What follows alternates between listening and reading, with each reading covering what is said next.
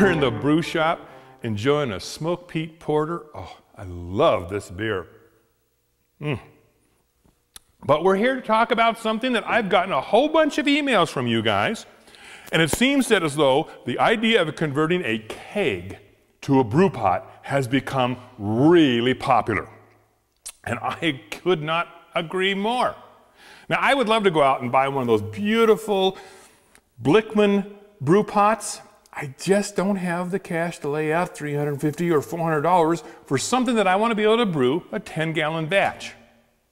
Well, actually what these are half kegs, and they hold 15.5 gallons, so you can brew a 5-gallon batch, you can brew a 10-gallon batch, and it's going to be great. Plus, this is the best part, I think. I have checked with some distributors of beer, and I won't mention exactly who they are, but what we've got are kegs available, and half the times because they're dinged up, they're ugly, whatever it might be, but $30 for a stainless steel keg, I think that is a steal at any time. So, we're going to convert this keg. Now, I got to tell you, there are some incredible videos on the internet about how to cut the hole in the top. Well, I'm not going to go through that, but I am going to have a link below this video of a great YouTube video on how to do that. The guy does a fabulous job. Say hi to Bobby in New Jersey. After that hole's cut, well, what else do I want to do to this keg? Well, for me, it's a boil keg, and that's what it's going to remain. So I think I need to add a valve to it. Very simply, a way to drain the boiled wort when we're done on our boil. I also ended up liking to have a sight tube. Maybe it's just me. I like knowing how much liquid is in here. And if I end up getting too much liquid in here because I wasn't paying attention, well, I know I can boil a little longer and get it down to where I want the quantity to be for my fermenter. So this is my boil keg. I love it. It has worked so well for many, many years. But there's one thing to remember. You can convert kegs easily into a boil keg. But there are other things you need to think about when we are actually made that conversion. So what else do you need to add to your brew pot? Well, you're never going to get a boil on most kitchen stoves unless you've got a commercial stove of some sort. So you're going to need some kind of heat source.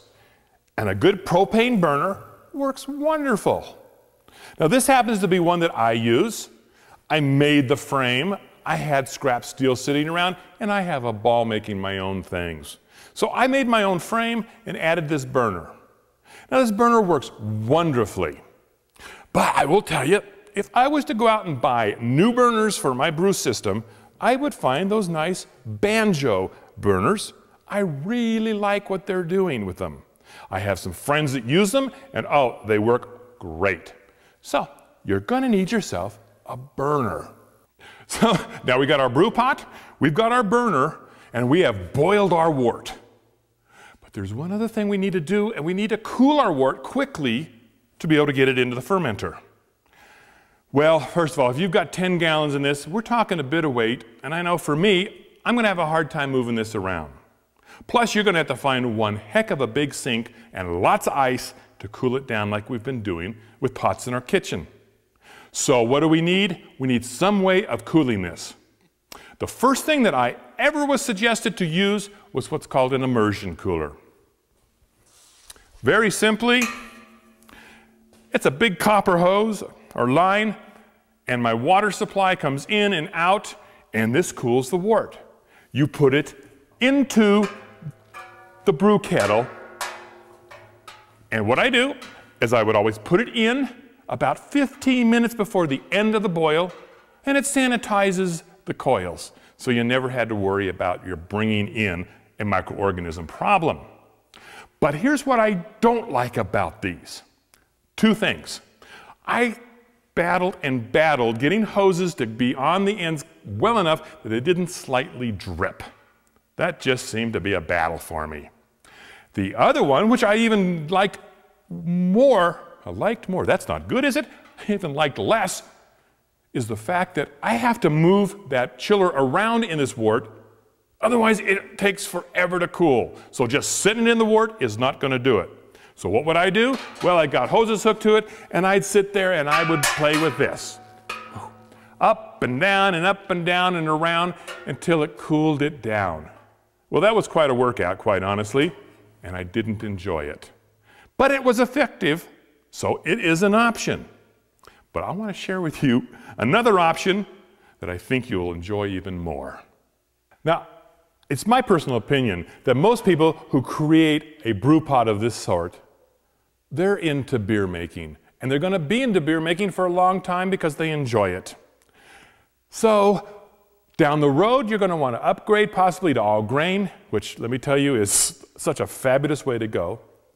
So, here's some little tips of how I cool my wort that might save you a little money in the long run. Now, we talked about the immersion chiller, but a plate chiller, it is the way to go. And I have a Chiron plate chiller. Now, there's many manufacturers out there.